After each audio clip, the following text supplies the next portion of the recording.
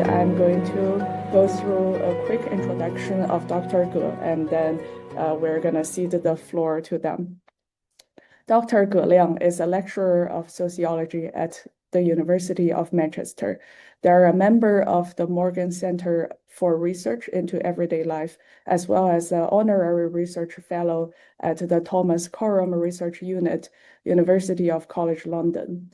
Their work sits at the intersection of intimacy, digital media and technology, gender and sexuality, youth, and the popular cultures and creative industries of East and Southeast Asia.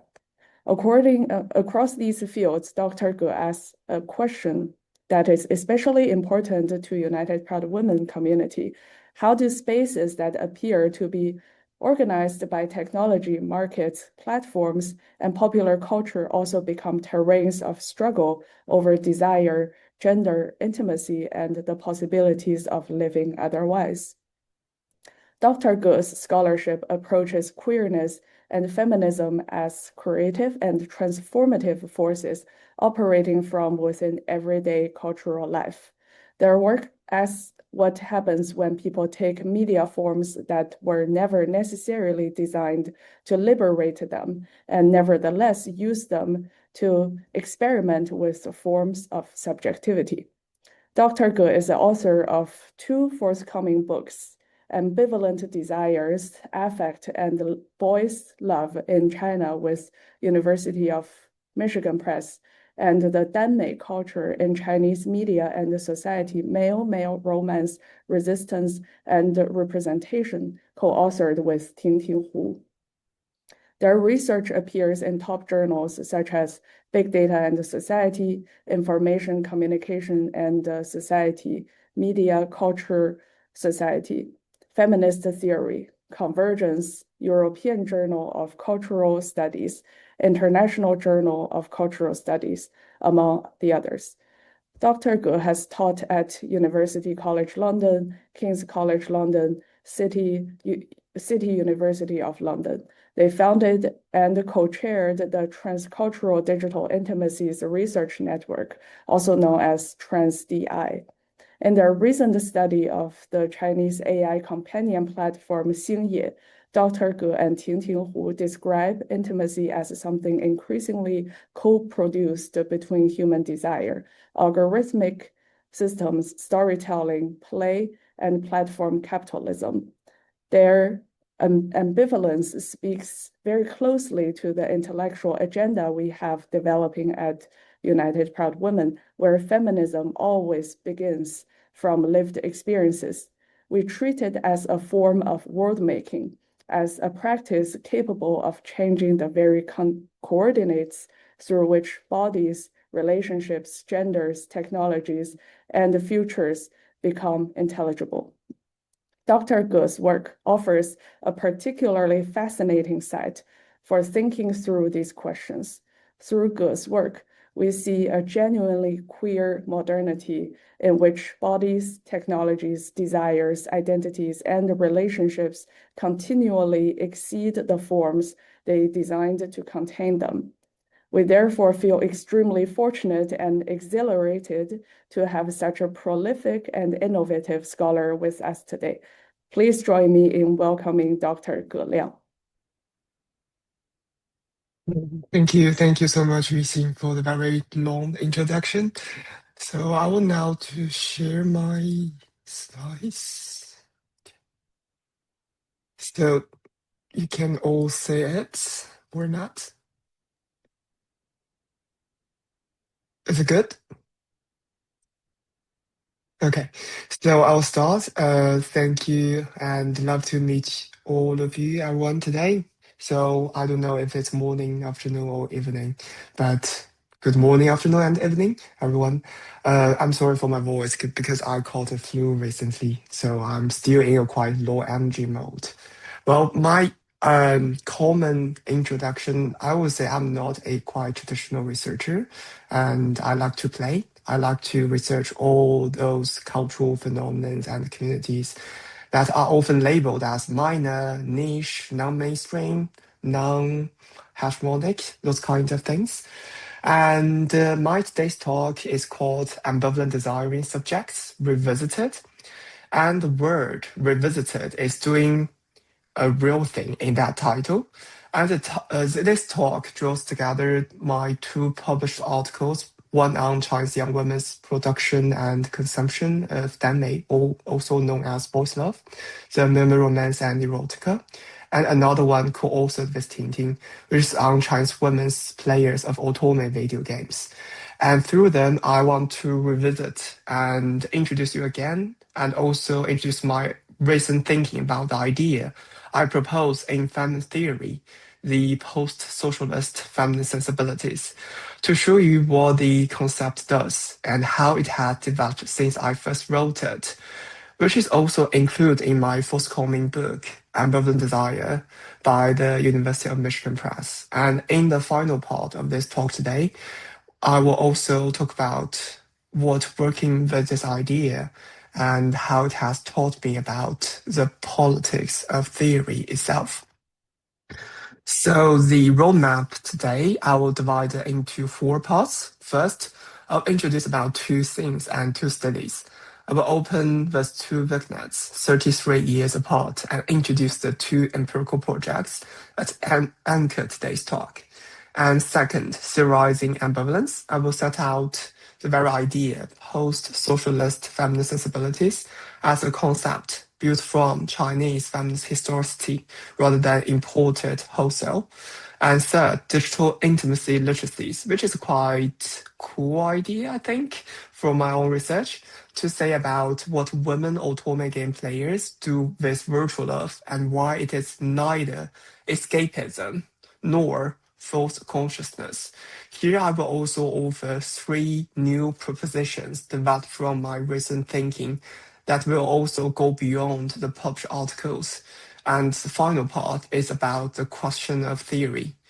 I will discuss more about what is wrong with using Western feminist theories only when we study gender and digital media culture in China and beyond, and what a different citational practice might look like.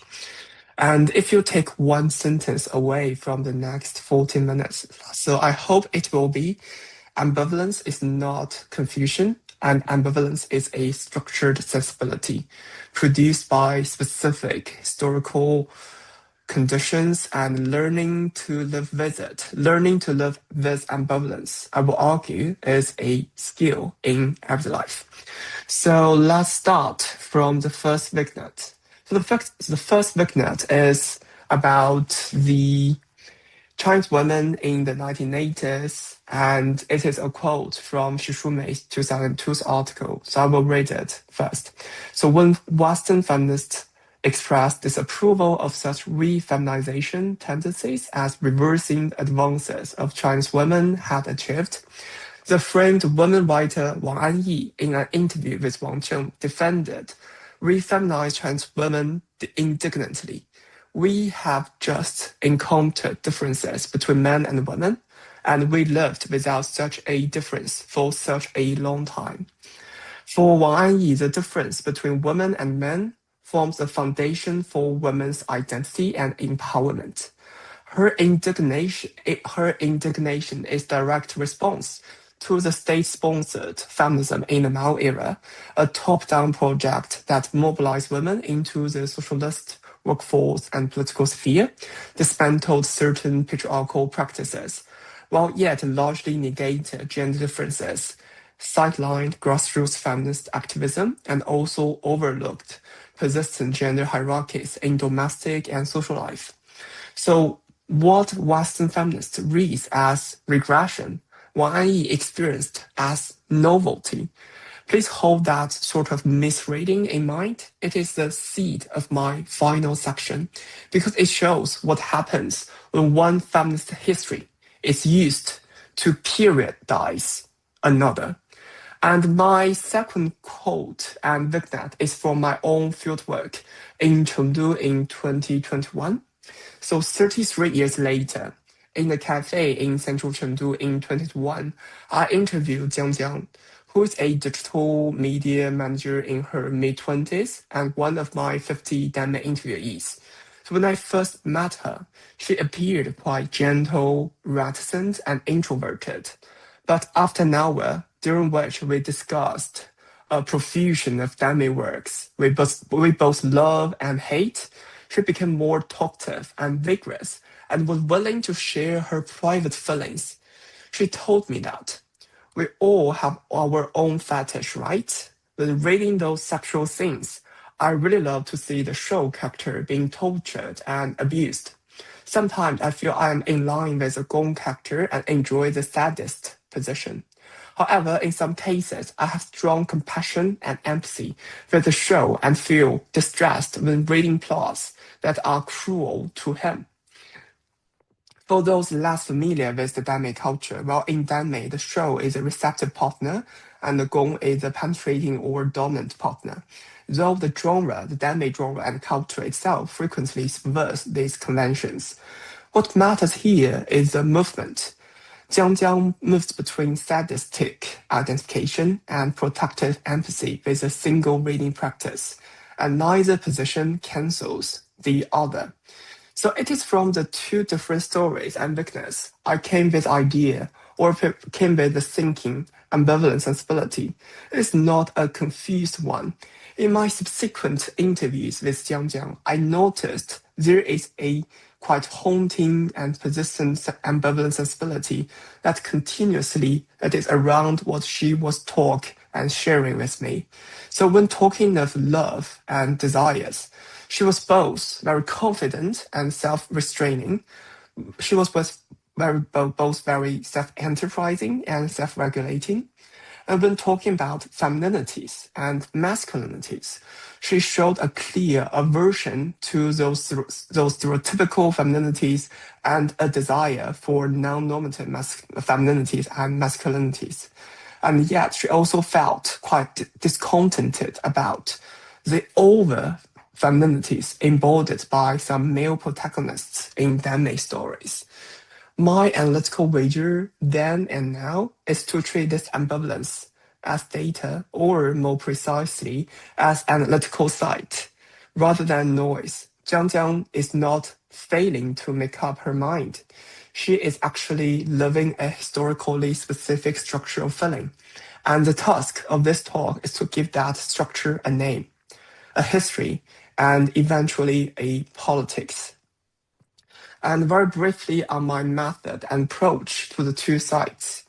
Because the two studies, Danmei culture and otome-games, are deliberately kindred.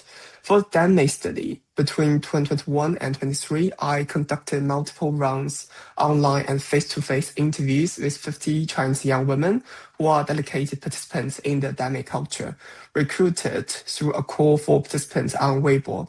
And they were all born between 1980s and early 2000s in urban China. So this is quite interesting period, a time frame spanning the initial implementation of the one-child policy to its termination in 2016. So these women interviewees for my Danmei project, they are all single Latin daughters of the one-child generation. And I worked with friendship as method with these interviewees, and I treat them as friend respondents because our shared fandom knowledge was the ground of trust and intimacy. And for the Otome study project with my colleague Tingting, we combined online observation and participation in fan communities on Weibo, WeChat, and Renault. A systematic walkthrough of 4 different leading games, including Mr. Love, or may also known as Love and Producer, and Light and Night, and Love and Faith, and Tales of Demis. Between October 23 and August 24, we also extended the research period to now as well. And we do in-depth interviews in Mandarin with around 33 mainland Chinese players aged between 18 to 25.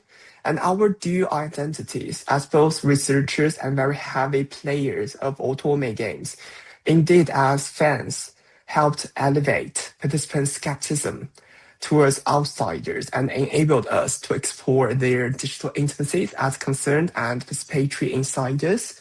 And for otome game, this is quite interesting because when I was in my middle or high school, I played a lot about Japanese titles of otome-game players. And this was since 2017. I was among the first group of players of the Chinese otome games, like Mr. Love or Love and Producer back to then. So I personally also witnessed the development trajectory of the Chinese otome games as well, which is quite interesting because this kind of title, in particular for Love and Displays, it has become widely transnational as well, and also it has triggered a lot of like conflicts globally as well. I may expect some question about that, but I may not talk about that part in today's talk. And the two media forms, Danmei culture and otome games, they actually shared one problem. That is about, and it's about what I centrally concerned today. It's how do young women live with and think through ambivalent desires under heteropatriarchy and the market in post-socialist China's everyday life. So before I enter into discussing more about the empirical side of Danmei culture or otome games, I first want to theorize ambivalence first. And the movement I will build through you through post-feminism, post-socialism, and then my own framing of post-socialist feminist sensibilities. So I start from Rosalind Gill's influential formulation of a post-feminist sensibilities. So for her, post-feminism understood not as a period after feminism, but as a set of ideas, images, and meanings that incorporates affects, public moods, and social structures of feeling.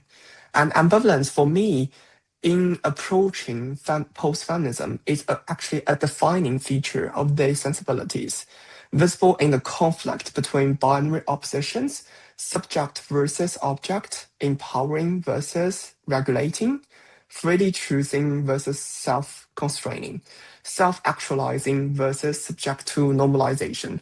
So you can think through the media products from the 1980s, 1990s in Europe, America, in the northern western part of the world to now, like Sex and City in the TV drama in the 1990s, and now it will be Emily in Paris.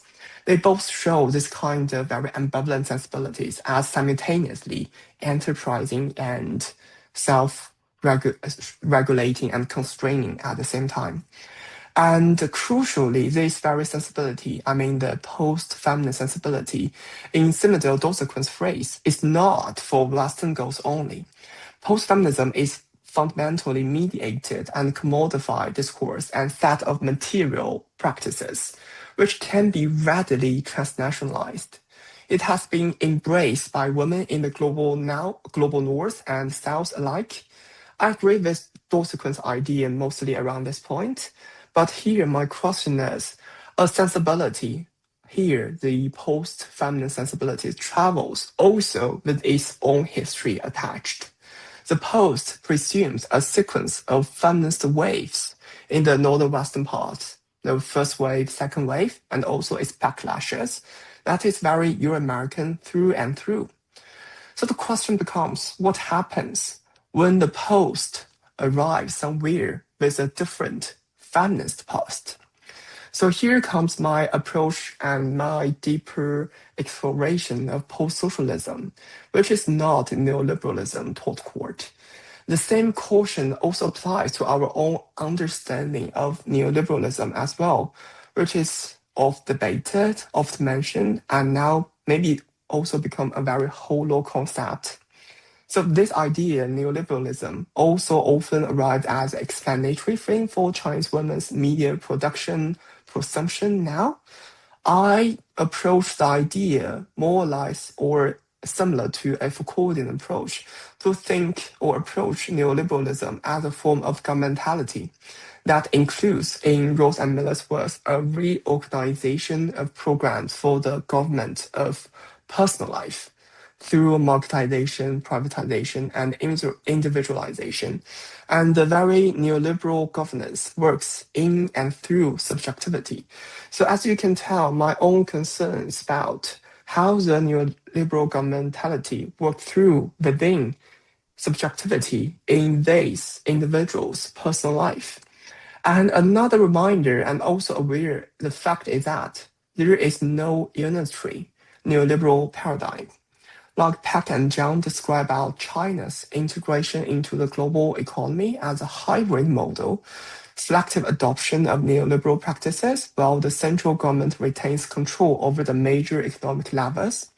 And also, Liz Raphael criticizing the simplistic application of neoliberalistic model or neoliberalism ideas to China by emphasizing that the cultural and the social dimensions that shape economic policies, including the Chinese Communist Party's legitimacy, neoliberalism in China has been strategically embraced as a national project within a state market nexus.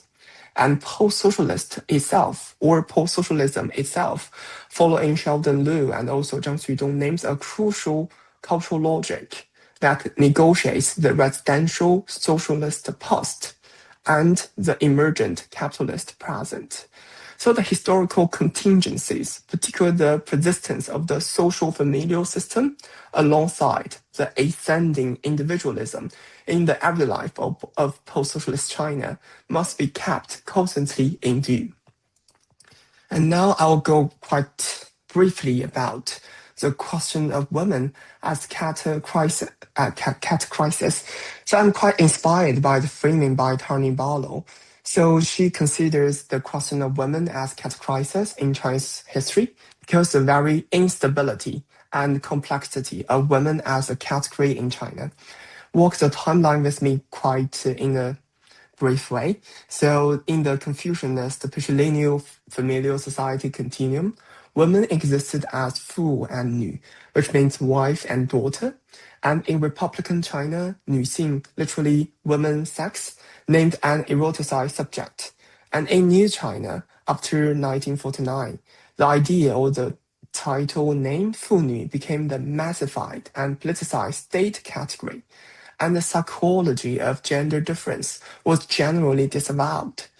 Under slogan like women hold half of the sky, the party states, or the state-sponsored feminism imposed a double burden on women, making women laborers in both the domestic and public spheres. And since the reform and opening up in the 1980s, Chinese women began to revisit womanliness, to recuperate 女性, and to celebrate femininity as a difference, which was disavowed in socialist times in the Mao era.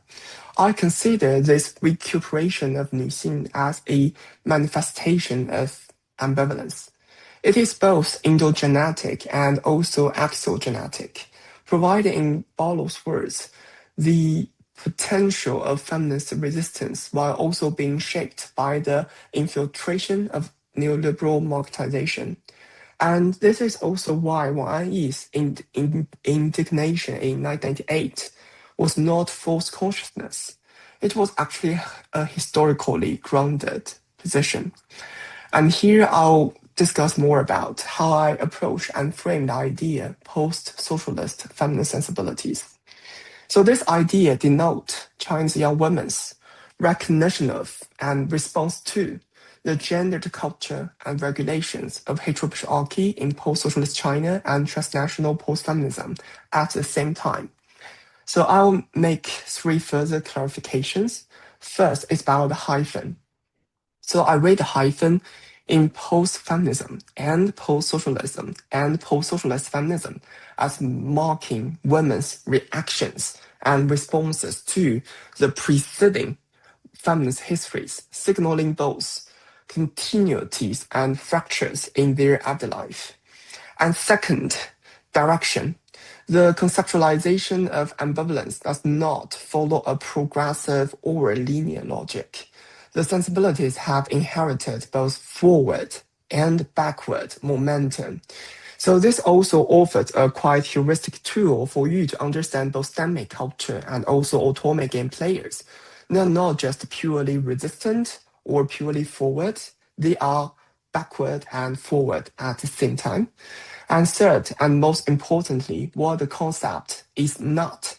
It by no means articulates post-feminism infused with Chineseness or Chinese characteristics. I personally do not like this kind of framing or this kind of wording because they merely serve as or make China or the Chinese women's own histories and their own lived experiences as somehow ethnic supplement, in Rachel's words, and would also collude with a view of the non-Western as always reactive. So I also reject the dominant approach of Western theorization that treats Chinese social cultural life as a mere empirical site to improve and further fortify the hegemony of Western theories. So rather, I view post-feminisms as transnational and plural, integrated with local feminist histories. So I regard Euro-American post-feminist frameworks and their theoretical sources as heuristical tools that help illuminate Chinese women's ambivalent lived experiences, not as a destination of their analysis. So here comes my own framing of the grammar of ambivalence. So here I can only discuss it in a brief way. For a full version of the idea and framing of the grammar of ambivalence, you can check out my forthcoming book, Ambivalent Desires. So how do these sensibilities feel from inside the life? So I will argue that on one side, the one-child generation of urban young women in China are encouraged to pursue higher education and individual career and their own desire, just as men do, to become independent and competitive subjects who desire success in a neoliberal economy. And these single Latin daughters from one-child generation become the only hope as well of urban families. Well, on the other hand, these women have become both the consumers and the consumed. The beauty economy, for example, constitutes both an enabling process for women to assume an active subject position and also an objectification process under the male gaze. Like one of my interviewees, the Danmei writer Mu Ying, she writes those pure love stories between two men who are destined for each other, yet told me that if she herself were to marry, the husband would be more like a cooperative partner.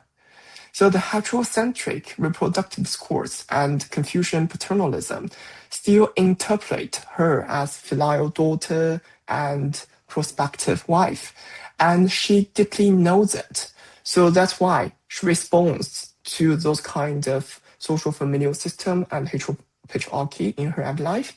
So she responds like, my future husband or my future partner will just be like a cooperative partner, even though she does quite destined love each other, pure love story in her own Danmei writing. So this is what I call the grammar of ambivalence. So it is a logic of and, which rejects binary positions, accommodations multiple subject positions. They can be controversial, they can be contradictory to each other, but they coexist for a single subject, and also transcends the choices between subversion and dominance. And notice the temporal structure. This young woman draw a deliberate distinction. This is quite unique for these Danmei writers. They draw a deliberate distinction between the imagined Danmei world, the boys live, and the backward, the quite heavy and mushy reality they have to experience in their quite cis-heteronormative everyday life. And I will argue that it is a quite reflexive recognition that grants these young women transformative momentum as well towards a more livable alternative future. So this is my own framing of the grammar of ambivalence, which signals a more coexisting logic to signal a more like and logic rather than an opposite positions, rather than a binary logic to say resistance versus co-optation or dominance versus like being subsumed to one another. And then I'll move to the third part from Danmei to otome-games. Because for otome-games, the most interesting part is that it says more about the sensibility, the post-socialist feminist sensibilities in the area and field of play. And the play, I will suggest in the following time, emanates changes. So the changes, including both the changes in feelings, desires, and imaginings, and their afterlife. And these young women players precisely reflect the post-socialist feminist sensibilities of young Chinese women who live as ambivalent, desiring subjects. So let's move to some facts and phenomenon of the Chinese otome games. So I want to use 3 numbers to set the scene. Female users have already made up 46.2% of China's total gaming population in 2024. And the Chinese otome game market has grown from 21.9 billion RMB in 2015 to 72.9 billion RMB in 2024. And Love and Deep Space, the very trendy title of otome games, the first fully three-dimensional immersive title, also reached 6.78 million monthly active users within a month of its launch. So it's not a niche hobby, and it is a very vital cultural barometer. And the genre itself, otome games, as a narrative-driven video games centered on player-controlled female protagonists and a cast of attractive male characters, each embodying different traits of masculinity. And women players progress through branching dialogue and action choices, and full voice audio features star voice actors. And recent titles also incorporate haptic technologies and also AI into its playing experiences. And the heroine is typically unvoiced, which allows players themselves to project onto the character, while the heroes inherit with what Azuma calls a Kiala-centric model, meticulous designed collections of desirable traits and aesthetics ideal for circulation and consumption beyond the game itself. So for my approach and research on otome games, I'm using the concept digital intimate literacies. So this idea is published in Information, Communication and Societies about how we approach and research on this field. We build on the paradigm of new literacies, which defines literacies as socially recognizable ways in which people generate, communicate, and negotiate meanings as members of discourses through the medium of encoded texts. And behind them, it is about literacy as a set of socially organized practices, a coordination of technology, knowledge, and skill. And literacy, in other words, is not decoding, it is doing in context for socially recognized purposes. So in collaboration with my colleague Tintin, we extend Saito's framing of the affordances of Japanese otome games. So we identify 4 sensory registers through which players form emotional attachments, that is tactual, visual, audio, and interactive. And we frame the whole terrain with Lauren Blount and Raymond Williams. Intimacy operates as a means, as a structural feeling, as a collective, affective response to prevailing social and political conditions, which also means that the political sphere itself can be read through these ostensibly private, emotional, and intimate attachments. And playing at love on this account is a way of processing the tensions between individual aspiration and systematic constraint. So let's move to the first register, the textual adventures inside the confidence culture. So the heroines are written into post-feminist lean-in narratives. In Mr. Love or Love and Producer, for example, the player heroine inherits a failing film and television production company and must turn it around. And in Light and Night, 光与夜之恋, invented by Tencent Games, the heroine arrived in the city as an emerging designer, and the narrator is placed squarely in what Olga and Gio will call confidence culture, where confidence is positioned as a choice and a commodity, something one can pledge as if it were entirely a matter of will.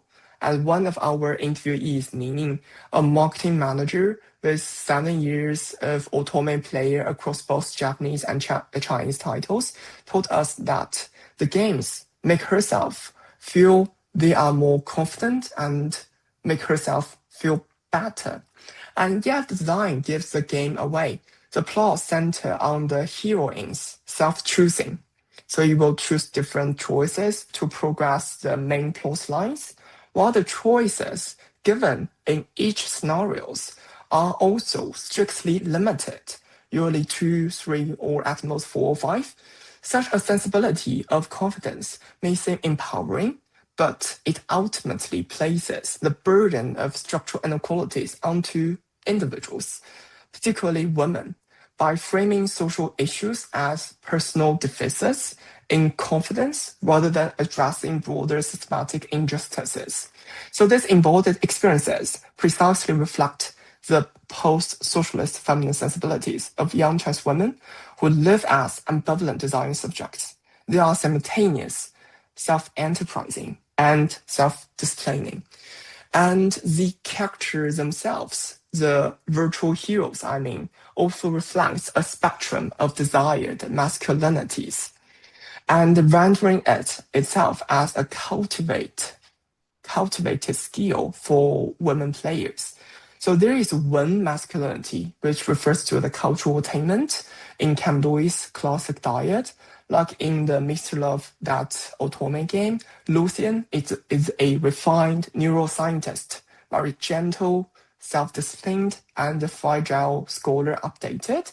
It's also another paradigm, the Wu physical prowess, like Gavin, a police officer in Mr. Love, the title as well. So he's a lone wolf who conveys feeling through action and whose loyalty once given is absolute. There is a masculinity of commercial success as well, like the Victor, who is a CEO in Mr. Love, the very Dujuk masculinity idea of post-socialist China since 1980s. There's also soft masculinities as well, which also refers to the Xiaoxianrou little freshman, like Kilo in Mr. Love. And these embodied experiences precisely reflects the post-socialist feminist sensibilities of trans young women who live as ambivalent design subjects. They design a spectrum of masculinities at the same time when they playing otome games.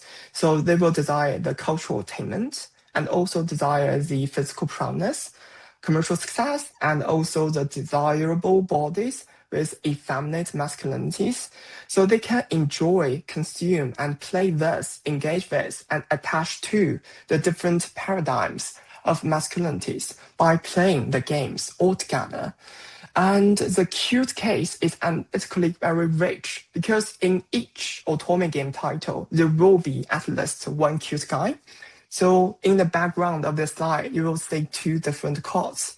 So on the right, this will be the original or premature, pre-evolved card, shows the character, the hero Kilo, in a jeans jumpsuit, holding a goose, surrounded by ducklings.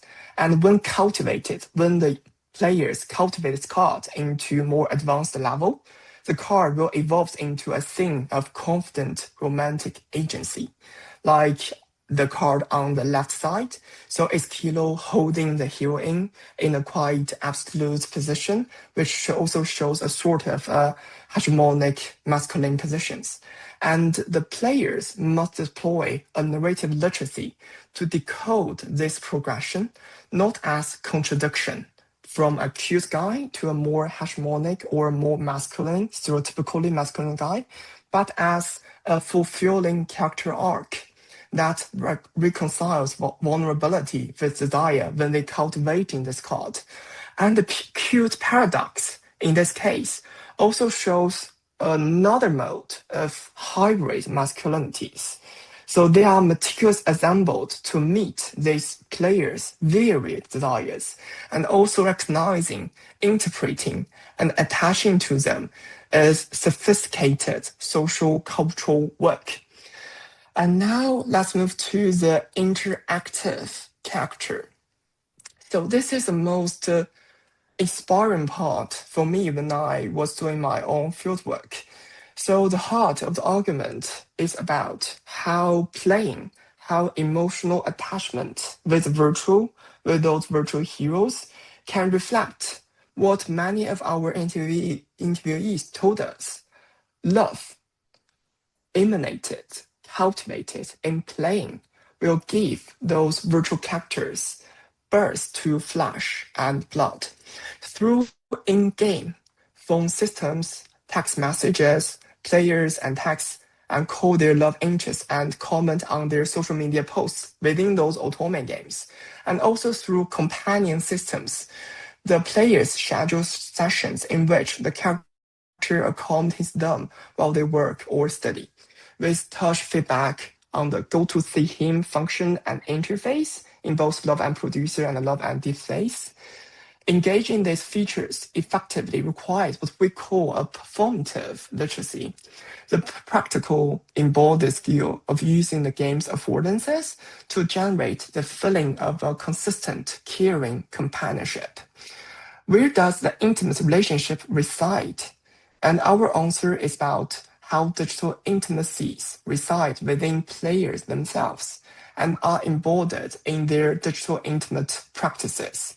For our interviewees, it does not matter whether the object of desire truly exists in their real life. What matters is that they, as desiring subjects, can draw from the multiple affective elements provided and piece together an image that best fits their own needs, their own desires and imaginings. For example, like Anne, who is one of our interviewees in her early 20s and also a player of more than 5 years for otome games. She said, love gives birth to flesh and blood when she plays with Kilo in the Love and Producer games. And when we say the love players feels is never fake, we are also referring to the authenticity of the emotional experience, not the reality of the virtual object. So the emotion, the love cultivated, intensified in the game playing is real, authentic, and can be constantly intensified in the playing experiences. And the context also makes this consequential. In a society where traditional Confucian expectations for relationships clash with the pursuit parameters of modern careers women are experiencing in their daily life, and where the party state's moral biopolitics promotes marriage and childbirth and contributes to the stigmatization of unmarried women as leftover women, otome games actually offer a managed space to learn, to rehearse, and experience emotional and romantic fulfillment without the material risks and societal consequences of real-world relationships. Not so I will argue that playing otome games are not just escapism. They are actually a critical tool for self-fashioning and for navigating the contradictions of their everyday life they have to experience in their own personal lives. So let's move to another facet about players talk back, their own reflexive ideologies, or here what I will call critical ideological literacies. So it's about these players, their own quite critical thinkings when they play in these games.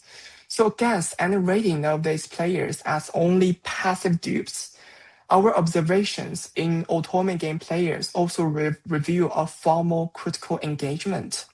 In the Love and Producer or Mr. Love's Weibo super topic page, it is quite common to see discussion questioning the heroine's supposed self-reliance, with players pointing out that her success is often contingent on the timely intervention of her wealthy and powerful male love interests. These conversations frequently connect in-game prowess to real-world challenges, critiquing how the culture of confidence narrative overlooks the systematic barriers women face in their daily life. And the resistance is also economic and political. Players collectively organize boycotts against exploitative monetization practices and share detailed guides on how to progress without spending money, subverting the game's commercial logic. They form strategic alliances with developers to negotiate state censorship as well, protecting a shared interest in more mature storytelling. So players use their own digital literacy, digital intimate literacies, not only to find empowerment within the system, but also at times to challenge and reshape the very terms of their engagement. So this is what we call here the very critical ideological literacy as a way for showing and reflecting these women's own critical and reflective thinkings when forming quite intensive and quite intensified emotional attachment when playing. So here let's move to a sort of like conclusion and reflexive point about otome games and the playing. I will go beyond the published articles and put the two studies into one single frame. Three propositions I have been thinking recently. So proposition one is that these digital intimate literacies are the practiced form of post-socialist feminist sensibilities. And the sensibility, as defined it, is a recognition of and response to contradictory conditions. And the literacies, the digital intimate literacies, are what that recognition looks like as skill, as socially recognized and responsive skills, learned, socially organized ways of holding empowerment and regulation together in the same gesture, and also enjoying the confidence narrative while also seeing through it. Sensibility names the disposition, and literacies names its craft. And second proposition is about the virtual real continuum, reworks the fantasy and reality distinction. My Danmei writers and readers interviewees often draw a deliberate line between a backward-looking reality and a forward-looking and forward-facing fantasy when they're writing and reading the male romances. But in a quite different way, otome game players do something subtly different. They build a parallel infrastructure of feeling that run alongside their afterlife rather than apart from it. In blunt terms, it is an aspiration for a narrative about something shared that will run out in a particular way. And intimacy here is lived in parallel with and sometimes in refuge from material reality and on a continuum rather than across a divide. And the final proposition is about interactivity intensifies ambivalence. When reading invites and identification in Danmei culture and playing demands decision, the heroine's self-choosing within strictly limited options makes choice simultaneously the player and ideology and object of critique. And this pushes the concept, the post-socialist feminist sensibilities itself forward. I now think of it in three different layers. First, post-socialism as a post-feminism as a transnational sensibility, post-socialist feminist sensibilities as a historically situated recognition and response, and the newest layer, post-socialist feminist sensibilities or post-socialist feminist subject positions, that differentiates locations from which women live the sensibility, differentiated also by generations, classes, mobilities, and political positions. And that third layer is what the final movement of this talk is about. So the final part I wish to move forward and move towards to is to think further about what is wrong with using Western feminist theories only and what a different citational practice might look like. So here is the problem I said, neoliberalism or neoliberal feminism, post-feminism, popular feminism. So if you are doing feminist media studies, you will be bored or quite familiar or sometimes fascinated by the different framings of their quite overlapping tools or concepts. They have become already a persistent presence in research on gender media culture and also actually in Chinese digital media over the past decades, and often presented as the foundation to some extent. And some scholars will add that it is post-feminism with Chinese characteristics to differentiate their nuanced analysis from the original context. Yet by doing so, they unconsciously perpetuate a situation where their works become local case studies in supplement to Western theories. This tendency of using Western feminist theories as a haunting reference risks magnifying a Western-centric knowledge hegemony, and it also hampers a valuable potential for locally grounded theorization and also transcultural scholarly exchange. It is particularly acute, I would add, among graduate students trained in Western academic traditions and institutions, which is one reason I wanted to give this talk to these audiences as well. And two things this argument is not. So I would say it is not an antagonism towards Western scholars, towards Western feminist theories. And it does not discard the importance of the works I have cited throughout, works I have used productively today. Rather, it echoes the appeal for more dialogues in transnational feminist cultural scholarship in non-Western contexts.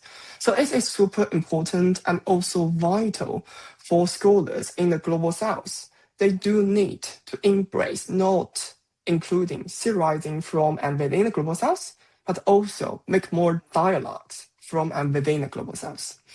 And what we do next, there are three linked practices. First, situated citations and co-theorization in Tanja-Bosk's terms to break the epistemic hierarchy in the knowledge production process, cite in a way that registers where knowledge is made and theorize with rather than about. And second, theoretical pairings. For example, read post-socialist feminist sensibilities alongside theorizing from and within the field.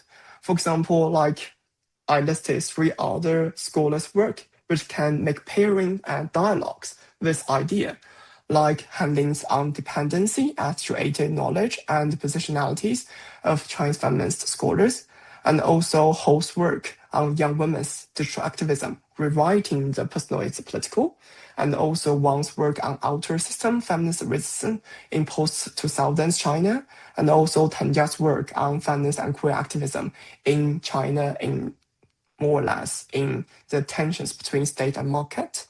And third, a criterion, situatedness, not nationality. Co-theorization must engage not only Chinese women scholars, but also researchers rooted in this field, wherever they are from. Frank Martin's work being an obvious example as well. So this is not just about a nativist project. It is a redistribution of theoretical authority. So I tend to think more and tend to use more and reflect more to use transing as a heuristic tool. So I divide it into three transing process: transgenerational, translocal, transcultural, and transmedial. So I will treat transing as a the most generative device I found for now.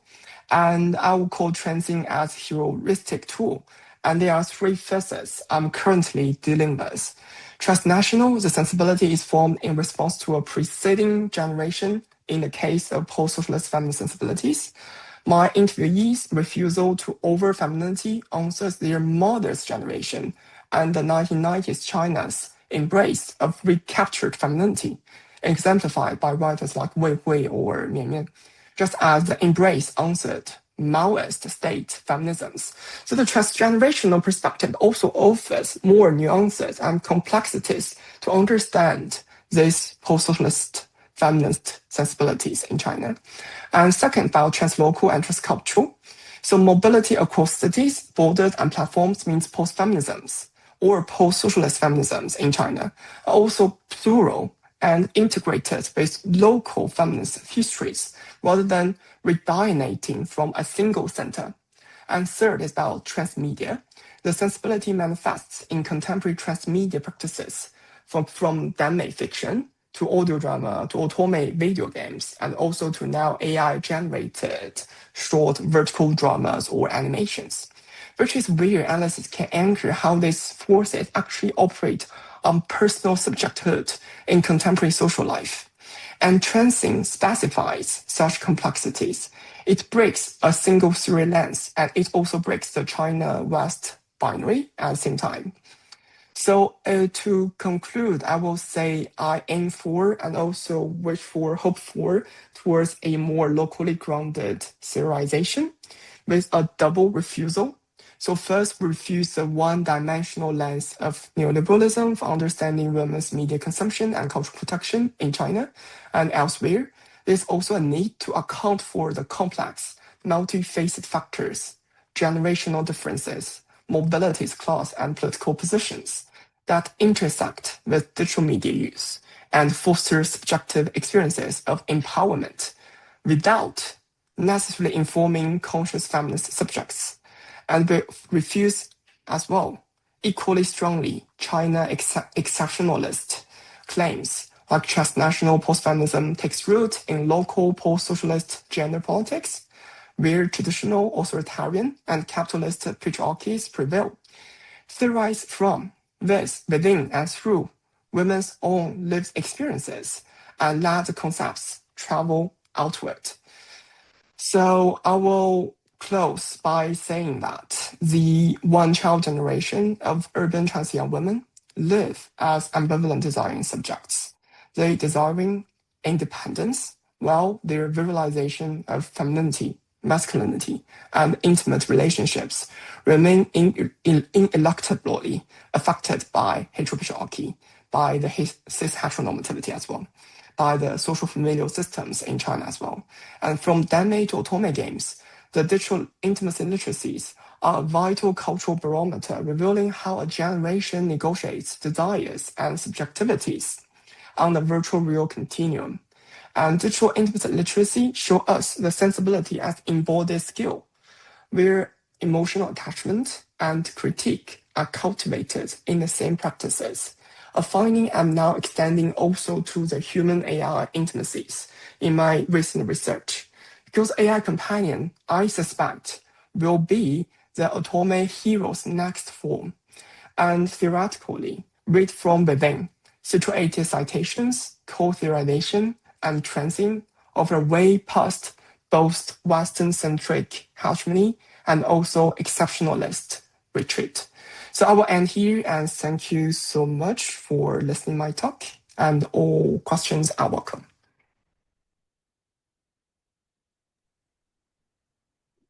Thank you so much, Professor Ge, for this super inspirational and theoretically dense lecture. So we're going to pause here to cede the floor to the audience. And in the meantime, we have some pre-prepared list of questions. So in fact, there's one that we always ask to all of our welcomed esteemed lecturers. Among which one of them is, would you please historicize yourself a little bit and your research topic and what got you into this entire domain of knowledge, and what intrigued you and what prompted you to raise this research topic in the first place? Yeah. Okay. Thank you so much for this question. I really love this question, although it seems quite simple. But I would say that because I also watched the talk by Patrice Liu, and Patrice actually identified two different paradigms within queer studies and queer theories. So one is more from the literary criticism or literary studies, another from social sciences, more empirical studies. And myself is actually combining the two. So I can start from talking my own training from the initial stage. So my own bachelor's was in Chinese literature and linguistics, and I'm more concerned about women's literature and writing. So I'm also more concerned about the alternative modernity paradigms that is written by the Chinese authors in the early 20th century. And moved to my postgraduate studies, I was doing sociology. It was quite, I would say, classical and also stereotypical class sociological training, like the Bourgeoisian cultural sociological roots. So now I'm sort of bored with that. And for my doctoral study, I moved to the cultural media and creative industries discipline, which is a quite interdisciplinary one. And I am dealing both the cultural studies traditions and also media communications, and also the industry faced creative industries and fashion industries research. So my own route is quite interdisciplinary. So that's one point. And second point is by my own interest into this very field, otome games and Danmei culture. So otome game, I sort of mentioned that in the talk because I'm a very heavy player since my high school. I play it locally for those Japanese titles and then through my own mobile phone since 2017. And for Danmei culture, it is more earlier than that. So I started reading Danmei fiction since I graduated from my primary school. So it's around 2008. I don't know the age of the audiences, but for now, the primary audiences of the Danmei culture, I will be classified as a quite elder, the aging people of the Danmei readers and the participants. But actually, for me, we also have our like elders or like predecessors. Yeah, but anyway, so I started reading Danmei fiction from then, and when I was in my undergraduate study, I started writing Danmei fiction as well. So there are a lot like interesting stories after I became a writer myself. Uh, well, I mean not allowed. I mean not be allowed to share that because it's related to some like private conflicts within the Danmei writers.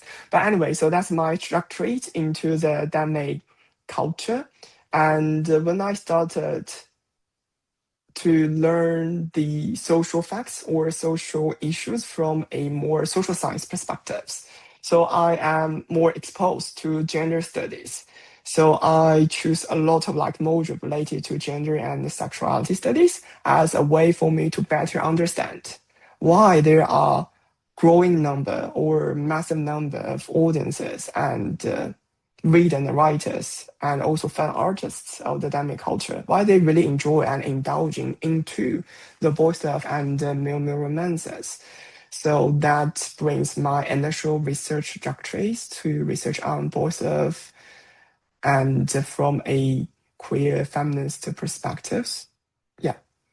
And I would also add a final statement is that after I work in the UK higher educations, I became more and more annoyed by the quite stubborn traditions of the Western traditions, even though all my work is making efforts or offer some alternative knowledge or epistemological way to understand our cultural phenomenon, not just in China, not just in East and South Asia, but can also inspire other parts of the world. But for the citations, most of the citations for my own works now are still from the Asian scholars. And when I try hardly to recommend my work to those white scholars, to those Western scholars, most of the responses I will receive is like, that's interesting. But if you are from the UK or if you receive education in the UK, you'll find that interesting is not a good word. They will try to say like, they are interesting, but I'm not personally interested. They are interesting, but I will not use it for my own work. They are interesting, but they are outside of my own scope and my own research spectrum. So that's really annoying me. So that's why I endeavor and make more efforts to generate and theorize more from and within global south through both the two mentioned projects, but also my other projects like Queer Asia's method as well. Yeah, I hope that answers that question. Absolutely, very much in detail. So While we're waiting for the audience to raise more questions, and feel free to raise your hand, and we will call upon you to directly address to Dr. Good. In the meantime, we did prepare a second question, which is, as a sociologist, during your research and your field work, and your interview processes, what surprised you during those interviews? Would you like to share some anecdotes and maybe stories that, or something stood out as memorable for you? Sure. Well, there are a lot of like fun, joy, and also some like trauma from my fieldwork as well. So if some of my audiences are part of the Chinese otome-game communities, they will feel or they will already deeply know that the otome-game communities in China now is a women-exclusive space. So it has both good and bad, positive and negative aspects. So what I mean the women exclusive space, it refers to cisgender women exclusive space. So because my fieldwork also needs to attend some like collective offline fan conventions as well. And in recent years, all those like conventions offline, they will need to let the participants to prove they are cisgender women.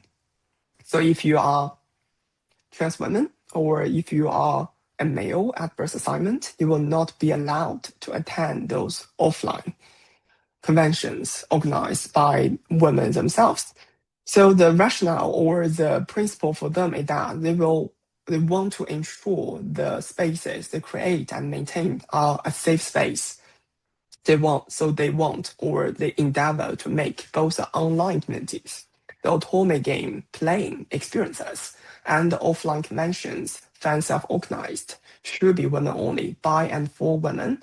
So this is also a quite ambivalent spaces, which also triggers a lot of like discussions about this women's or like boundary making and boundary negotiating as well.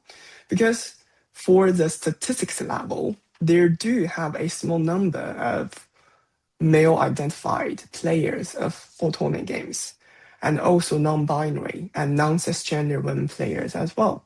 So their experiences in playing autonomous games can be quite mixed feelings as well. And this is one part, quite mixed feelings about autonomous games.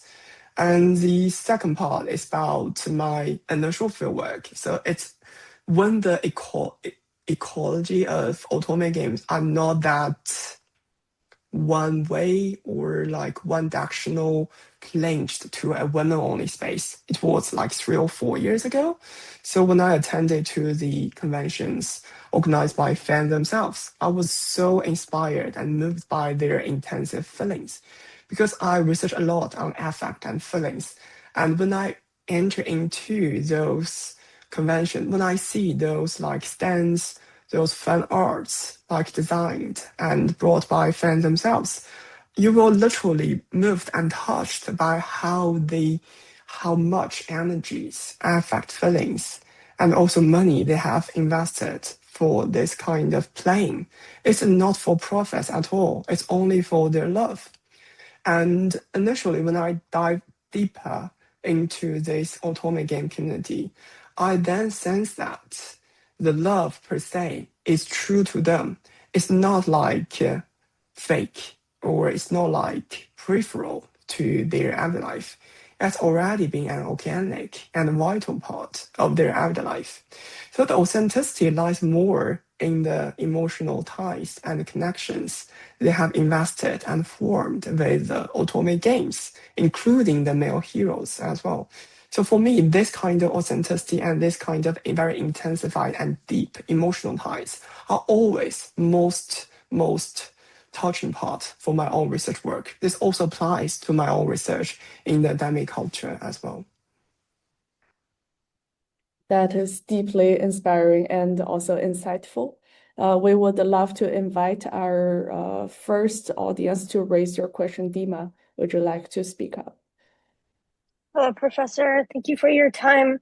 I found this quite insightful since I have done some of my own research on Danmei for anime conventions and presented them, and would like to be able to bring a more critical, both from a theoretical, just like engaging with it differently, as well as like just how can we be more critical when we are consuming this type of media.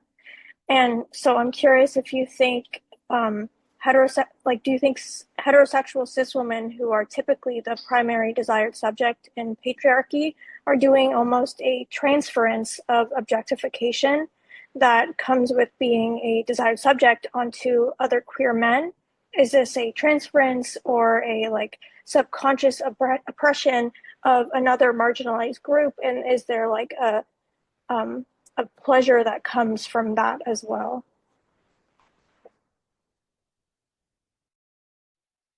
Yeah, shall I answer these questions first? Okay. Yeah, yes, So, please. thank you for this question. So I think it is really important because nowadays the trend or the tradition for research on boys love in general, I mean both including the Japanese yaoi manga and also the Thai boys love and also Chinese anime and also the Western slash, most of the focus are on straight women readers and straight women fans and how they consume and play, engage with the male romances and erotica or the male homoerotic fantasy. But actually there are substantial number of non-straight women existed in both love community and also in Danmei cultural community as well. So this is a key topic I'm dealing with in the book Ambivalent Desires by Michigan University Press. So for my interviewees, I can tell you for sure that the percentage of bisexual women and also like lesbians form a quite substantial percentage of my interviewees. And I also want to set a reminder that because I'm not a person who like the identity politics in the Euro America, and for my interviewees, when they say they are bisexual, they are not using it as a fixed identity label to label themselves. They try to say that they fell in love with men and women previously in their life, or they have the capacity to love women and men at the same time. So this is quite or more like a queer way for their own life. And another quite interesting part is that queer, this kind of word or name as a label or as an identity, they do not recognize them, or they may never hear about this word in their life. But their thinking and their practices, when they read Danmei and write Danmei and also communicate about all the kinds of Danmei works, are all in quite queer ways, and how Danmei culture also inspired their own queer way of life. Like they will say, I may be like 90% of straight women and 10% to be lesbian women or queer women. This kind of expressions are not like quite rare in my interviewees' responses. So this is why I always try to say that what is unique to the Danmei culture in particular is that it can accommodate multiple subject positions. So the multiple subject positions, including a single individual, their multiple subject positions. They can use their straight woman mind to fall in love and to consume to male bodies or the male romance. They can also use their queer woman's mind to think about and approach the fantasies from a different perspectives per their own positions in their own life. And the second part is about those queer men's reading and practices in the Dhamma culture. So this is a quite little researched area. I think for the Thai boys love drama and also Japanese mangas, Thomas Bordnet has researched about the Japanese gay readers of the boys love and to say how the Japanese boys love offers an alternative space for this queer men to deal with homophobia they experience in their life and to enjoy the full access to love when reading and consuming this kind of media product. And for my own Fieldwork, when I approached to those queer men readers, the thing is more complicated.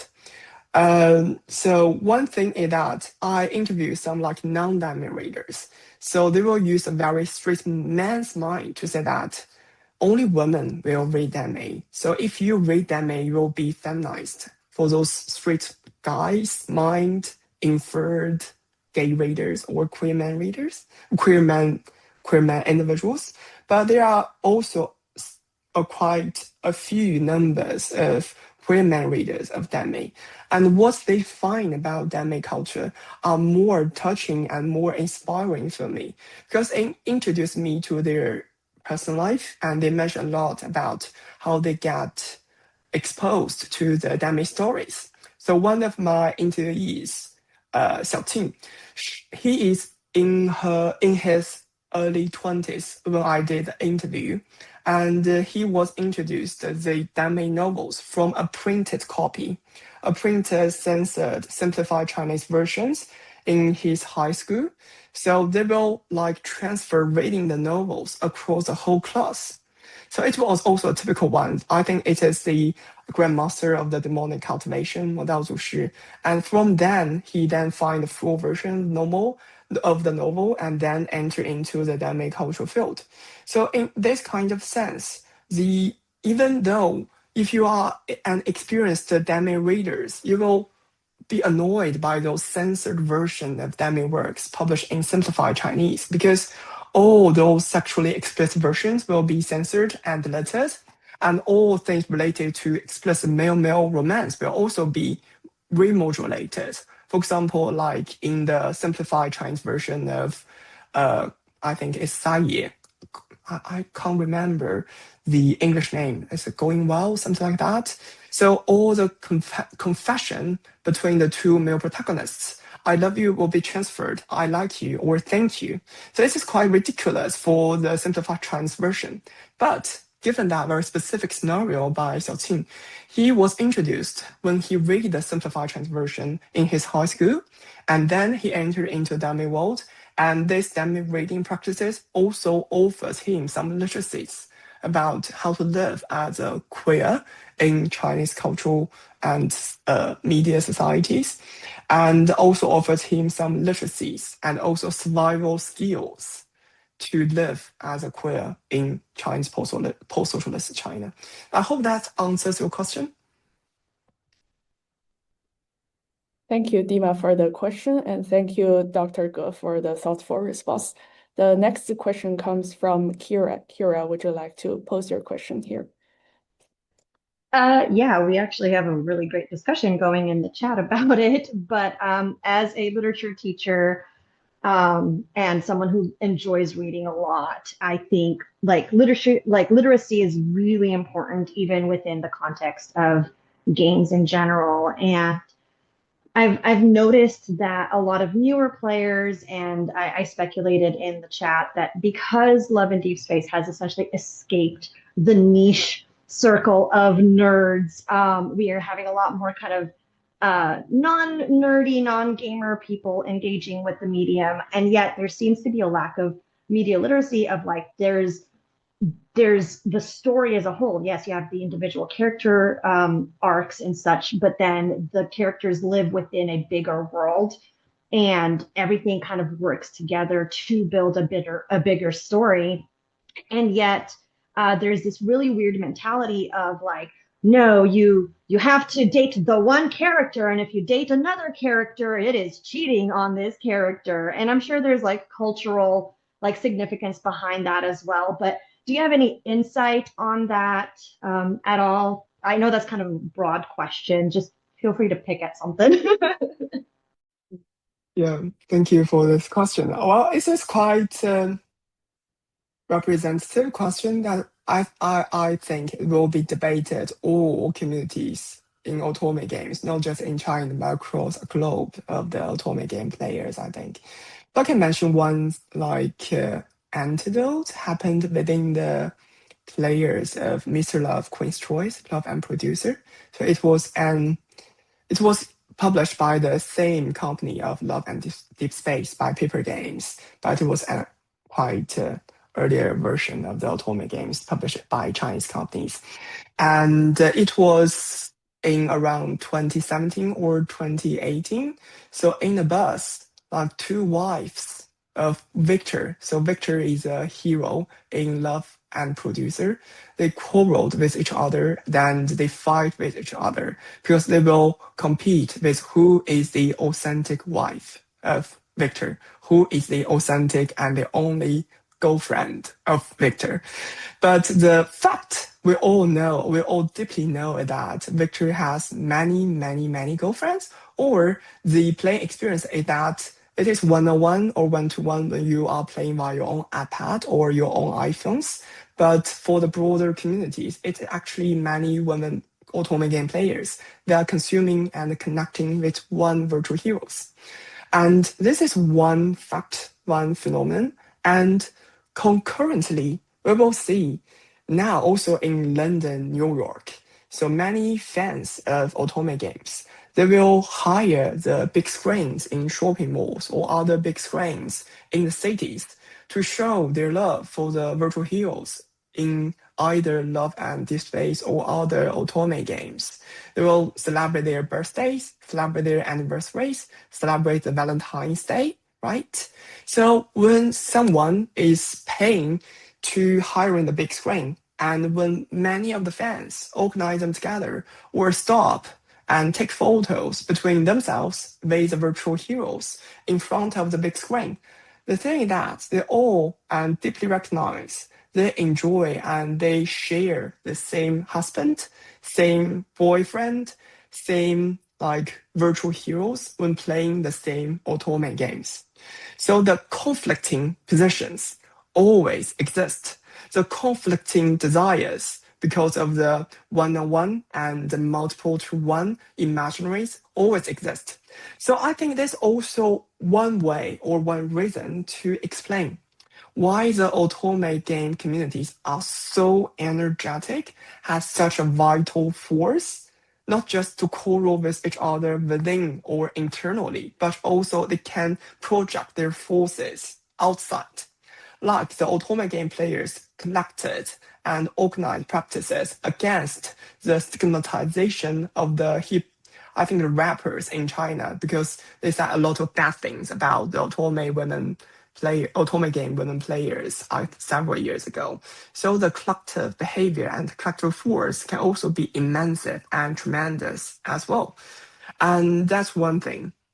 And another thing that for otome game playing experiences, actually you can enjoy only one heroes out of five, or you can enjoy multiple virtual heroes, or two out of five, or five out of five, per your own desires and positions.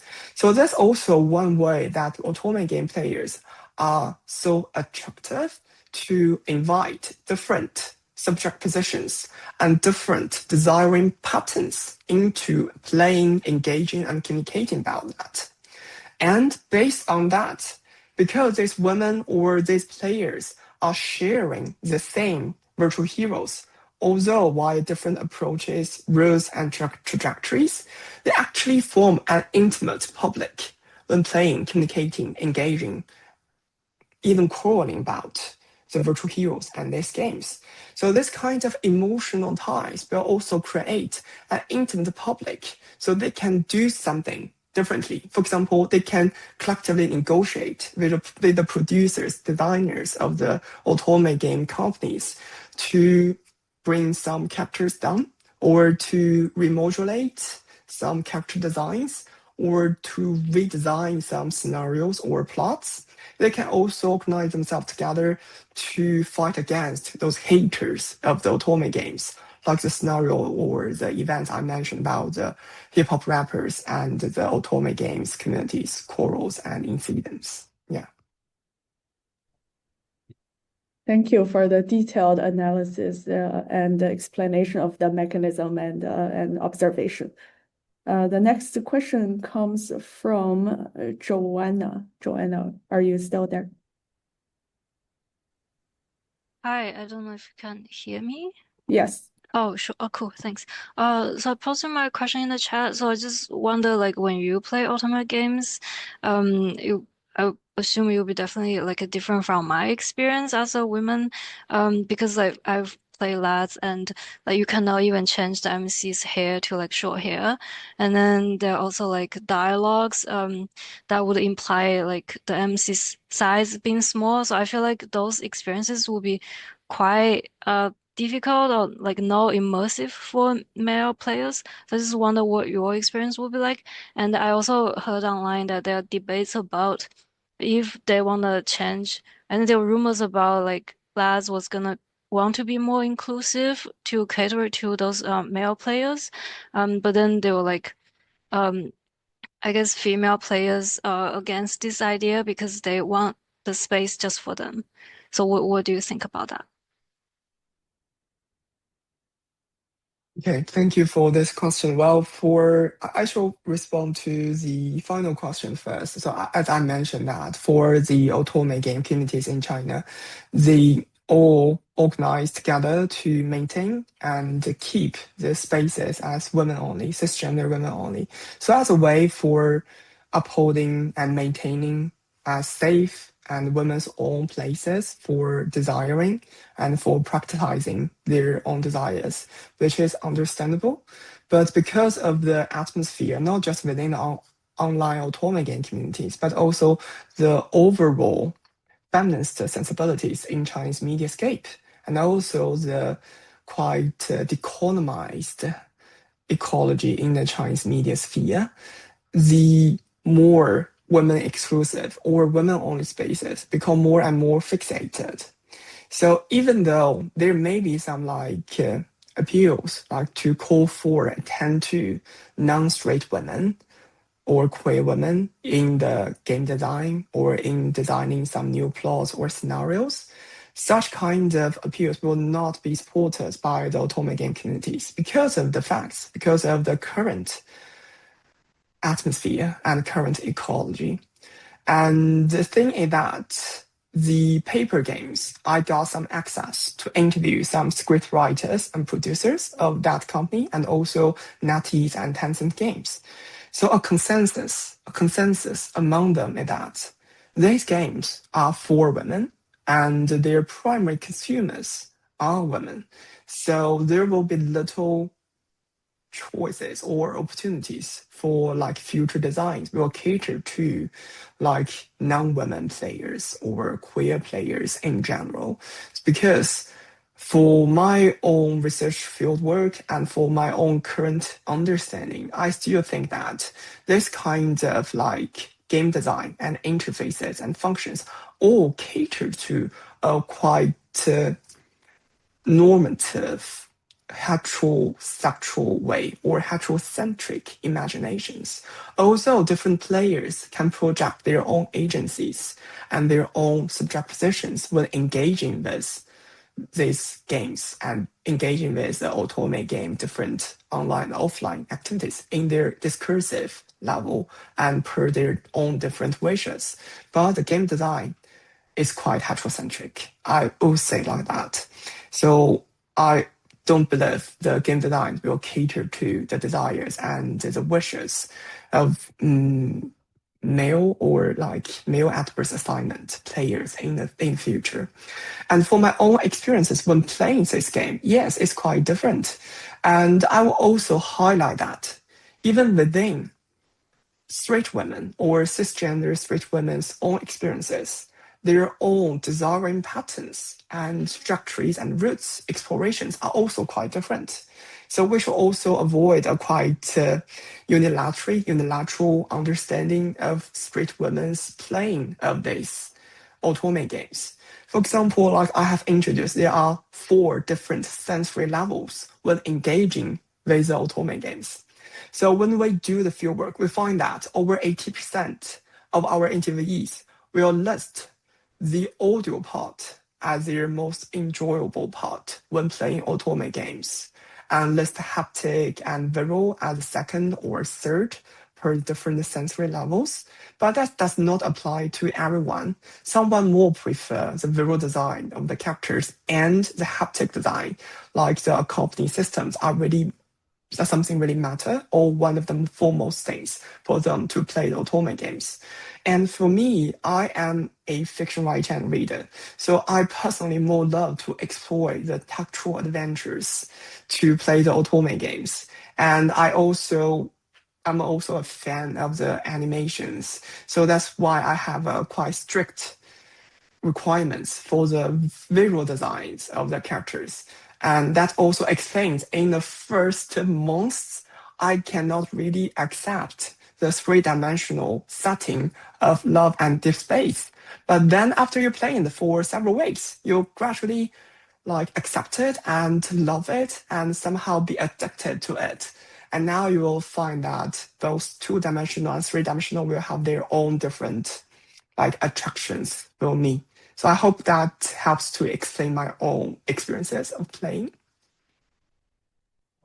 It's Thank fascinating, you. both from analytical perspective and also the embodied experience of playing the game yourself, Dr. Ge.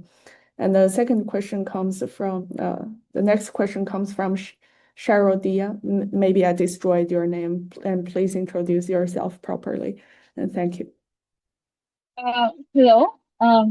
I am a master's student of Chinese language and literature from India, and I'm personally a fan of Professor Kerr's work. I have been following their work for several months. I actually came across their work when I was doing a little bit research for my own writing proposal.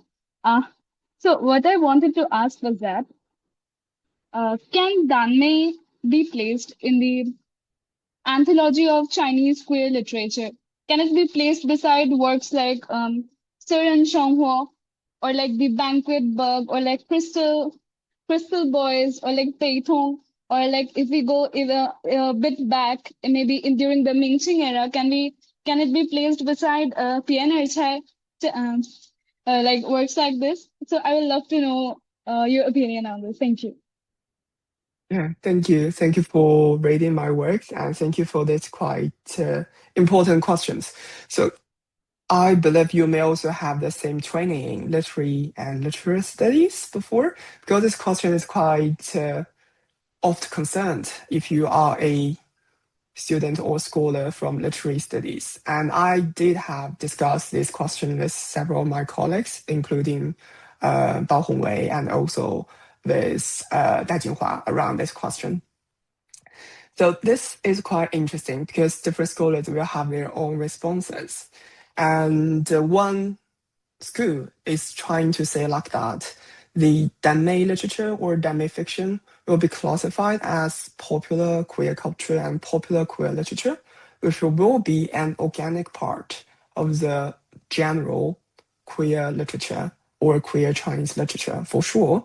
And for other more somehow serious literature or more elitist 统治 literature, they will be less popular, are more read by have some barriers or some require certain literacies to read those kind of 统治 literature. So it will not be merged with the 统治 literature in this case, but can be classified in an overall Chinese queer literature. And another thing I think, which is quite different for the Danmei culture, because the Danmei culture's emergence and development is a result and also a shaping force of the inter-Asia cultural flow. So as you know that it came from or influenced by the Japanese boys love culture from the pirate copies transit from Taiwan and Hong Kong and then entered into mainland China in the 1990s. So that's why the earlier works of Danmei published in late 1990s and early 2000s will have a scent or have a flavor of both Japanese and Taiwanese style. So it is a consequence for its emergence as an inter-Asia cultural flows. And now it also feeds the quite intensive inter-Asia cultural flows, like the booming popularity of the works by Mo Xiang Tongxiu. All her works, 3 works, are very popular, not just in Japan, but across East and South Asia. And here in the UK, they're also one of the bestsellers on Amazon and New York Times bestsellers, has also been like over a couple of consecutive weeks for the bestsellers of the like Grandmaster of Demonic Cultivation or Heaven Officials Blessings. So that's quite interesting to say that for the transnational influence of the Chinese literature, Danmei literature is one of the vital forces for now. And it is even more stronger than other channels of the web literature, like the male-oriented literature, those Nanping literature, or like those Yanqing, the heterosexual romance. The Danmei's rich and Danmei's influences may be much wider than that. And the second thing is that because now more and more scholars are paying attention to the English translations of Danmei literature, but actually other language translations came earlier than English translations. Because Jinjiang, the Jinjiang literature website, has collaborated with presses in Thailand, Vietnam, and other South Asia parts. So the Thai version, Viet version of Danmei works actually came earlier than English translations. So its reach to the Southeast Asian market is also quite inspiring point for future scholars to explore as well. Because now if you go to a bookstore in Thailand, in Bangkok or Chiang Mai, you'll definitely find a whole space that is dedicated to the Danmei fiction, and all are quite popular there as well. So that's definitely a very fascinating point. And the final part, if it can be linked with the like Ming or Qing literature, which is about male-male intimacy or male-male eroticism, you can, but you should also make it very clear, because for the emergence and the development of Danmei literature, it is not directly influenced by the Ming and Qing literature, like the Bian Erchai, the quite classical male-male romance fiction in Ming Dynasty. So it does not have direct influence on the development of Danmei literature. But many Danmei fictions will find those historical figures in the Ming-Qing dynasty or even earlier than that to create their own stories. So that may make the Danmei fiction or the Danmei cultural ecology more vibrant, more hybrid, and in a sense, more queer and dynamic. So that's why I really think that the great vitality of Danmei literature is because of its hybridity. The hybridity includes it can incorporate pre-modern Chinese literature, pre-modern Chinese historical figures, all into the creation, remodulation of Danmei fiction, and can also incorporate other subgenres or into the creation of Danmei literature, which is not that often appeared in the heterosexual romance or Yanqing channels, because Danmei has incorporated a lot of subgenres from Nanping, from male-oriented literature in China into their own, and create more different subsettings, more like creative subsettings and tools invented by the talent Danmei writers as well. So that's why I really love such a quite dynamism of the Danmei culture. Thank you. Thank you for your reply. Thank you. And thank you, Cheryl Dia, for your question. The next question comes from Shadi. Shadi, are you there? Hi, yes, I just wanted to ask, do you have any researchers or research papers that you would recommend as a further reading for this lecture?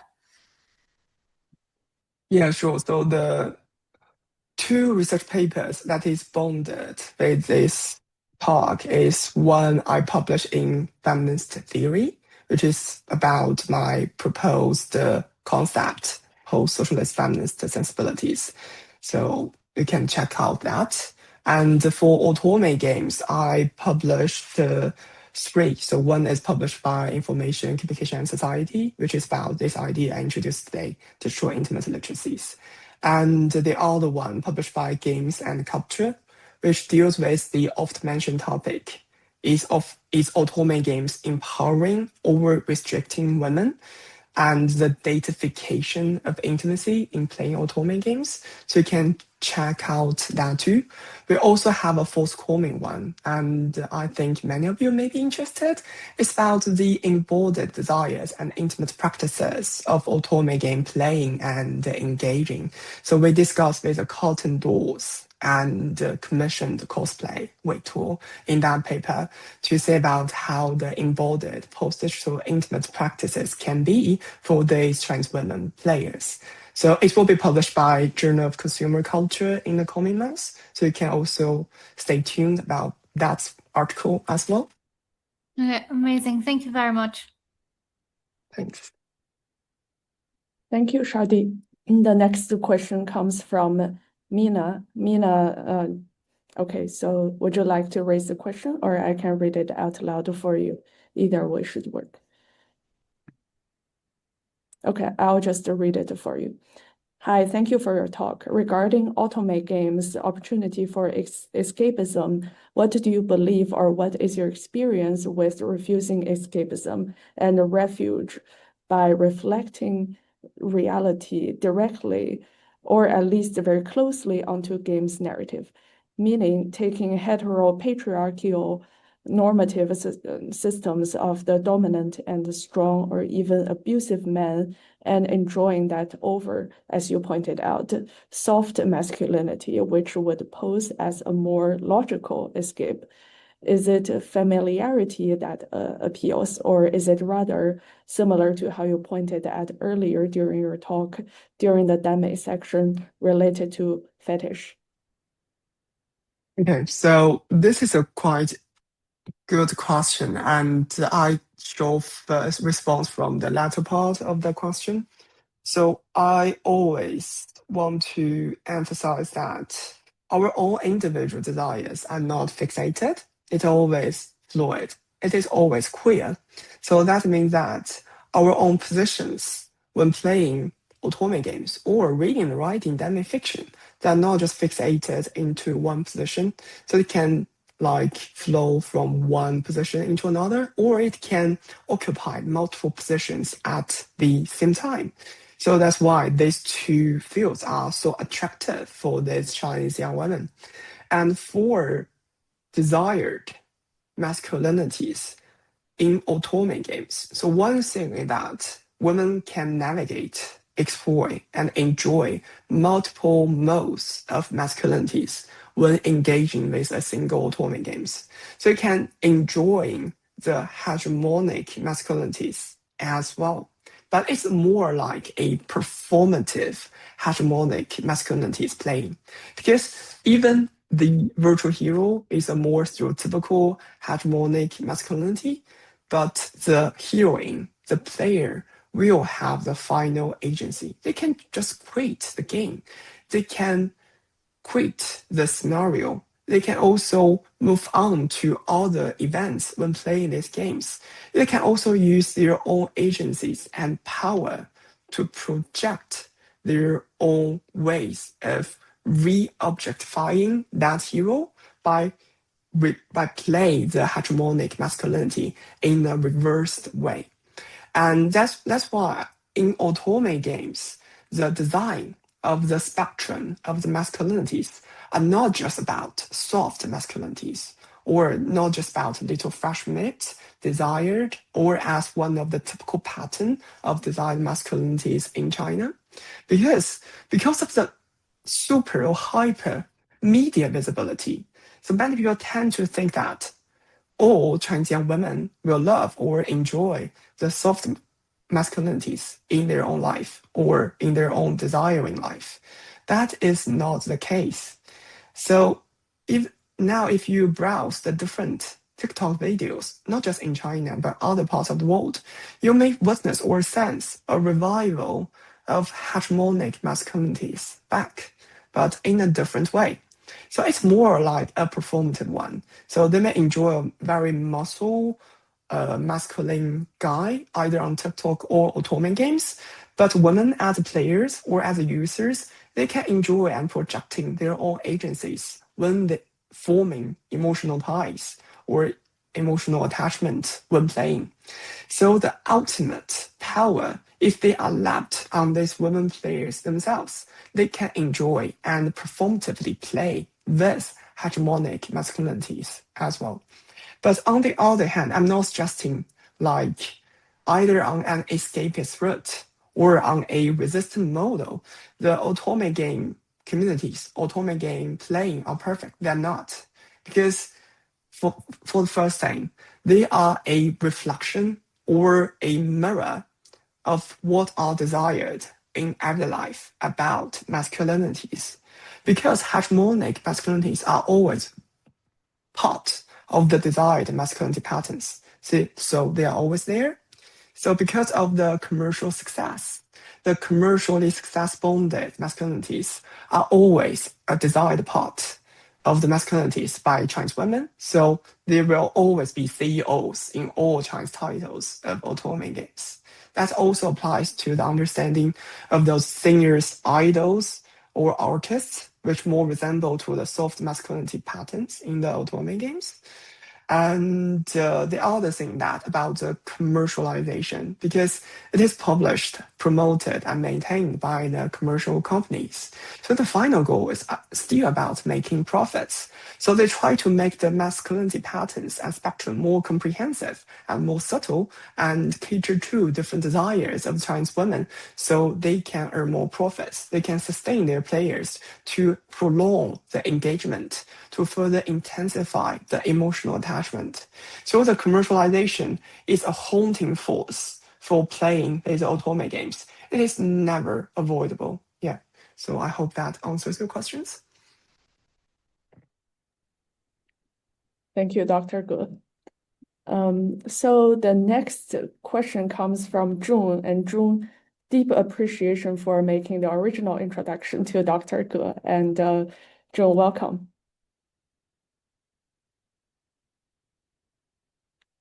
June, are you there? If not, then we can quickly move on, and we will monitor if June you're back. Okay, Gracia, are you there?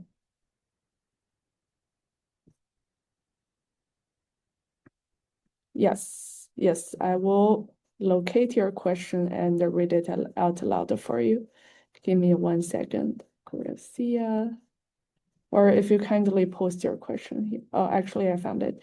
How would you suggest to deconstruct heteropatriarchal ideologies without falling into following Western-centered ideologies to develop a more local and / national feminist or post-feminist mindset?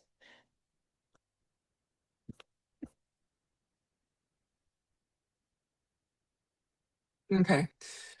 Just finding the question. Okay, I see it. Yeah. Well, I would say in the very beginning, it is a very tough work, but it is a work that is a must-do for all global South scholars or for all non-Western scholars. And I shall first introduce you about my initial motivation to do that. It is because of my rage. How can I put it? Because when I finished my interviews with all my Danmei participants back to around 2023, and I start to find some more ways to analyze what they have shared with me. And it is quite natural. You will have some dialogues. You will be like exposed. You will encounter those very typical ideas like post-feminism, popular feminism, and neoliberal feminism, because they are already established concepts back to them. And what I find really annoying is that many like Chinese scholars or other non-Western scholars adopt this concept unproblematically. So they will use that concept as a very useful tool to analyze the cultural phenomenon in China, in Japan, South Korea, Indonesia, Malaysia, South Africa, or Nigeria. But it is not like they can speak in a valid way about what is happening in the urban life of those young women, either in Nigeria or in China. And it speaks not or totally neglects the lived realities, the concreteness of their experiences when they share about how they experience struggling with confidence culture, how they be simultaneously enterprising and self-regulating per different background rationales in their social cultures. So that's why I think it is really, really necessary and really important to do that as a responsibility and accountability for my interviewees and for my own fieldwork as well. And how we can really do like that. So one somehow typical way when I do the supervision with my PhD students and master students is that they're always like addicted to the theory first, or they are really worried about how they can find the best theoretical concept or theoretical framework that can explain their fieldwork. But for me, I think what you really need to do is in a reverse way. So you first need to understand what you are researching about, to understand deeply, comprehensively your fieldwork, your empirical data, and then think about what kind of tools are useful to your fieldwork, can explain what you have gathered from your informants, from your interviewees. But if you treat them as tools, you will be fully aware that not every tool are perfect. Not every tool can be 100% valid. So that's why you may need to propose your own tool, or propose a synthetic tool, or propose a refined tool to further explain and understand your fieldwork, understand the experiences that are kindly shared by your informants. So I think if you bear this kind of rationale in mind, that may help you better to really theorize from and within your own fieldwork. Yeah. That is such a deeply insightful, non-Western centric way of approaching scholarship. And thank you so much, Dr. Gu. The next question, so I'm going to help June to read it out loud for her. Thank you for your illuminating study and presentation. Your sharing indeed inspires me. As you mentioned, before starting the research, you had already been immersed in the two subcultures for years. Although there are overlapping readers and players, the tension between the Danmei and otome communities in China has been intensified in recent years, entangling with debates around radical feminism, heteropatriarchy, and nationalism. I wonder how you view the ambivalence of desires and gendered imaginations embedded in the conflicts between the two subcultural communities. Yeah, thank you, June, for this great question. Well, my work is currently dealing with this overlapping, or this overlapping is actually unavoidable. So if you know something or share some knowledge about the Chinese otome-game communities, you will know that within the otome-game communities, they strictly ban pairing or shaping the two male heroes if you are a member of the otome games. So it's a very strict ban for the otome game communities.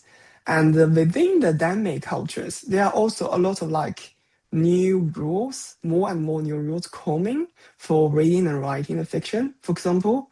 So if the author has already designated, so A is the top, B is the bottom, it cannot be reversed. And it should be happy ending, and both A and B should be like their first love and should be each other's first one to have sex. So if they have sex before, many earlier generations of Danmei readers will get really annoyed by this kind of thing, and they will post some comment like they feel really like grossing and really be like pissed off by such kind of settings. So what is the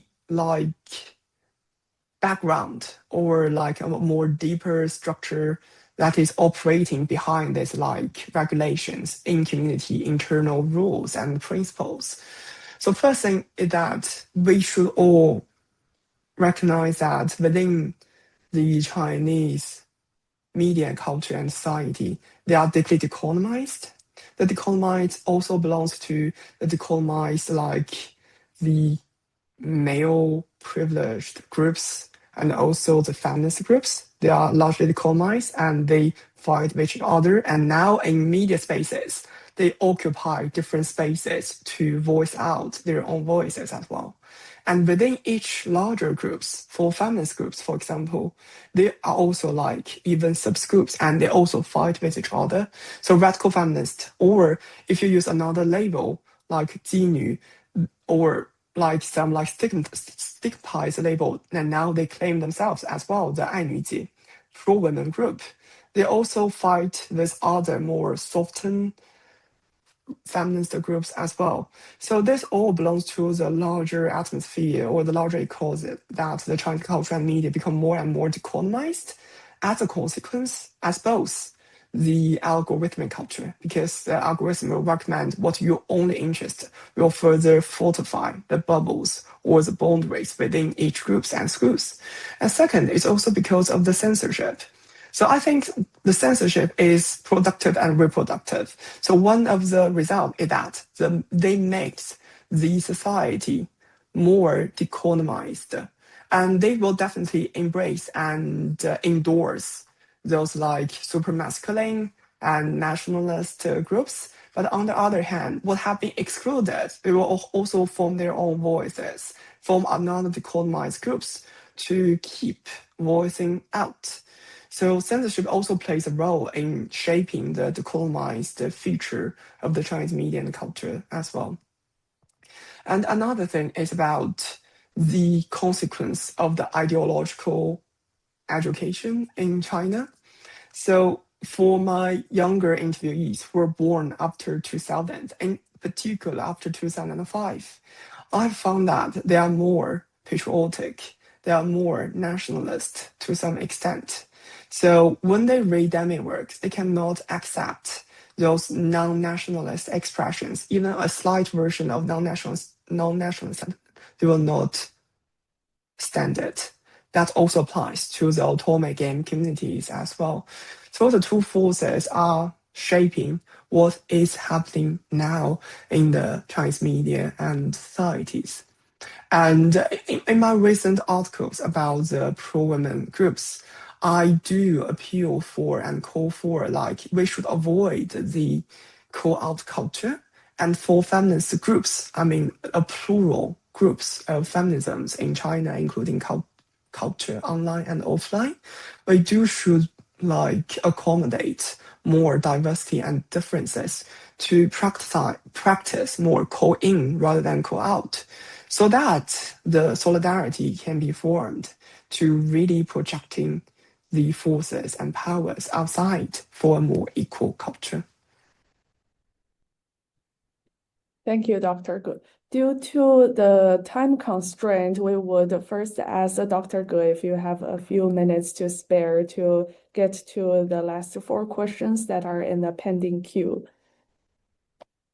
I'm not sure, but I really thank you, Xing and Jun, for inviting me for today's talk. And it's really lovely to hear and learn also from these questions, which also inspired me a lot. Okay, so I guess the question is, would you still like to answer the 4 questions now, or would you like to receive an email from... I can answer the 4 okay. altogether, so would you mind to direct me where are the 4 questions? Yes, so let's ask the 4 people. Rabozan, is that how I pronounce your name? Would you like to keep your questions concise? Yeah, I think it is pronounced Rebozan. So I think you partially answered my question already, but my question was, why is the top and bottom gongsho semi-uke trope so rigid, and why is the reverse of it so resisted? Mm. Okay, and the Okay, second thank you. question would be from Stephanie. Hi, Dr. Gu. Can you hear me? Yeah. Yeah, so my question is about, like I read your article about pro-women and AI chat app Xingye. So I wonder how you understand the relationship between the economic politics structure like post-socialist and post-feminist in China and the Chinese women's experience in otome-game or AI chatting. Like some women will say, under the stress in workplace or school, they may tend to use this kind of thing to play this game or play AI chat to release or find some relief. And otherwise, they're also criticized about like women are too devoted into this game and they maybe, they ignore their reality intimacy, or they choose not to join the reality intimacy field. Thank you, Stephanie. And Kira. Yeah, sorry, this was a follow-up question to my previous question that you triggered in my brain. But you were talking about how women use negotiate desire and agency and that kind of stuff.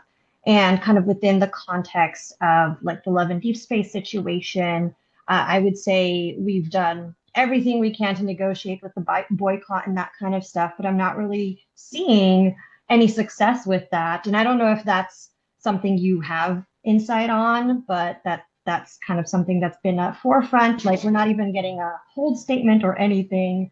Any insight into Chinese business practices within that context of like by women for women, but we will not listen to women. Thank you, Kira. Last question, Eli. Eli, are you there? Yes, I hope you can hear me. So my question was, assuming that otome games inherently kind of go against the patriarchy in the way they can empower women, not that they always do, does that on the flip side mean that you can't really create a dating sim aimed at a cis male player the same way, because that would inherently just fall back into harmful patriarchal gender stereotypes for then female love interests? Thank you, Eli. We will invite Dr. Ge to address to all of the problems altogether. Thank you. Yeah, thank you. Thank you for all these questions. And if some of you may have follow-up questions, so feel free to email me. And I shall first answer about the Paul Bottom diet or the semi-UK Gongshou diet. So there are two different facts within the Chinese Danmei culture. So I will mention. So the thing is that for the Gongshou settings in Chinese Danmei, they are become more and more diverse. So previously in the early 2000s, the most dominant pattern is what we call as a strong gong and weak shou, strong top and a weak bottom, a quite stereotypical setting of the bottom and the top. So one is more masculine and one is more feminine, one is more dominant and one is more docile. But now we are witnessing more other different settings, like the top and bottom, gong and shou are both very strong. They have their own like very powerful subjectivities. They are more like they make their own decisions, but they care with each other.